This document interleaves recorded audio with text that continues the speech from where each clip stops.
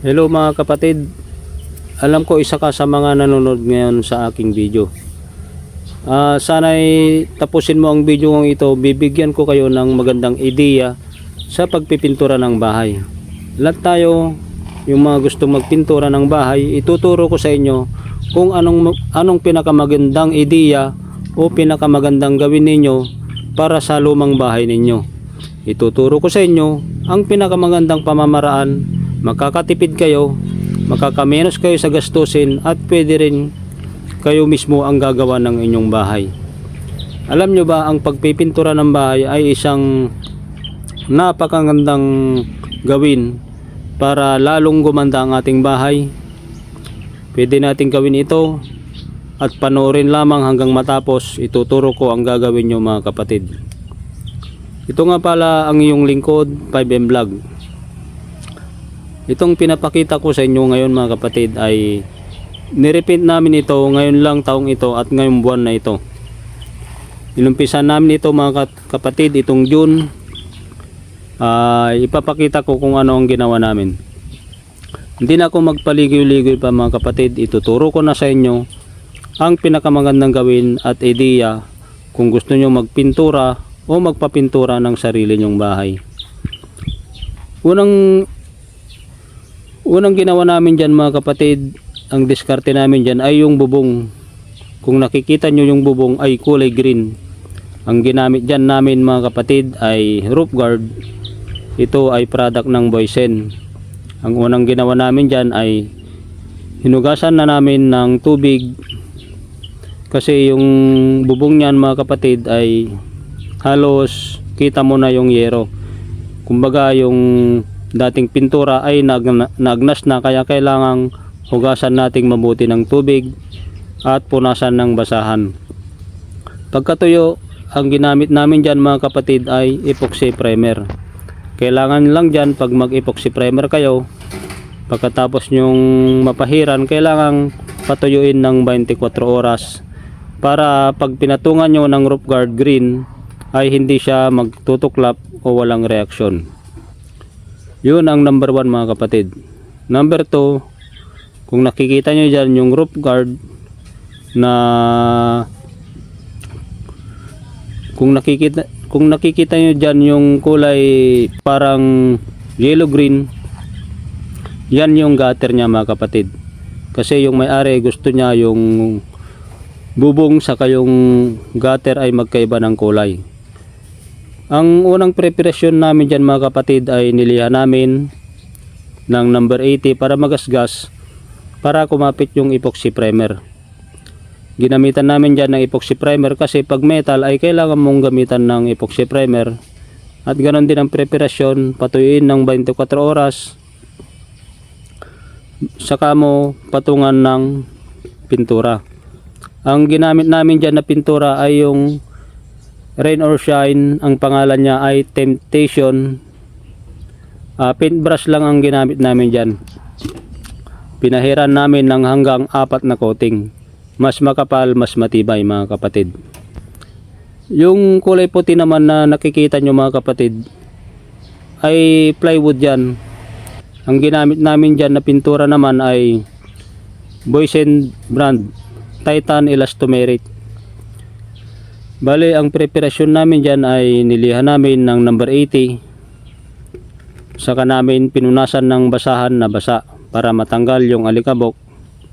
Pag elastomeric paint, pagka ipatong mo sa dati ng may pintura kasi sa ilalim naman yan, hindi mo na kailangan mag-primer. Kasi ang elastomeric paint ay self-priming. Ang ginawa namin dyan, ginamitan namin yan ng baby roller at paintbrush. Hanggang 4 na coating din ang ginawa namin dyan mga kapatid.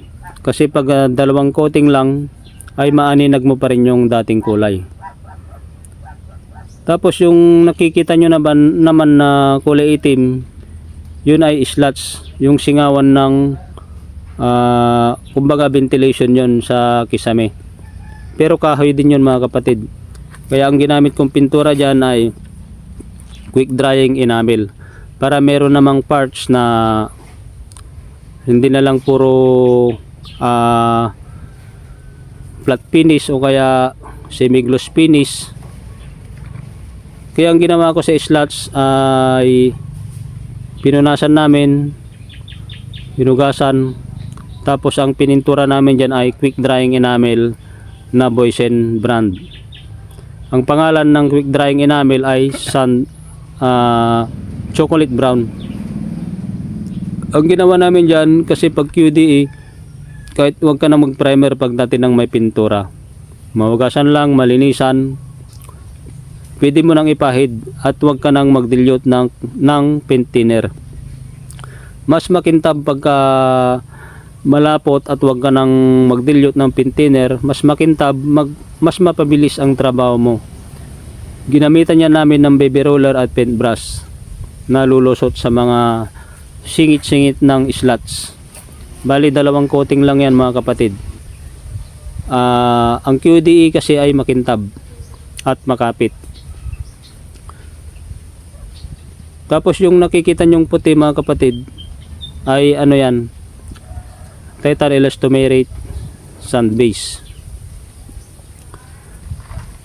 Plywood, pag plywood kasi na dati na may pintura, kahit na may pintura pa yan o kaya wala yung plywood, pagka Titan Elastomeric ang gamitin mo, kahit wag ka nang mag primer, pwede mo nang idirekta yan. Hindi lang sensitive yung, basta hindi sensitive yung plywood. Kumbaga yung iba kasing plywood, pag pinahiran mo ng elastomeric paint, kasi ang elastomeric paint ay water base, yung ibang plywood ay nagmamansya, lumalabas yung mancha. Pero ito, dati nang may pintura, lihain lang ng number 60, number 80 para magasgas yung dating pintura. Sa kalinisan ng basahang basa, pagkatuyo, pwede rin siyang pahiran ng 3 coating o kaya 4 na coating. Bali, ang ginamit ko dyan sa bahay na yan, ang pininturahan lang namin dyan ay bubong, gutter, kisame at yung ventilation. 4 na klase lang na pinturang ginamit dyan namin mga kapatid. Epoxy primer, yung gutter, Temptation, Rain or Shine Elastomeric Paint. Temptation ang pangalan niya kung gusto nyong bumili. Tapos yung parang kulay puti na yan ay Titan Elastomeric Paint. Ang pangalan niyan ay Sand Base. Tapos yung ventilation o kaya yung slots niya, yung singawan ng kisame, quick drying enamel, chocolate brown ang pangalan niya, Boysen brand. Thank you for watching mga kapatid. Sana'y nakapagbigay ako ng pinakamagandang ideya at makakatipid pa kayo sa materyales. Don't forget to like, share and subscribe. Maraming salamat po.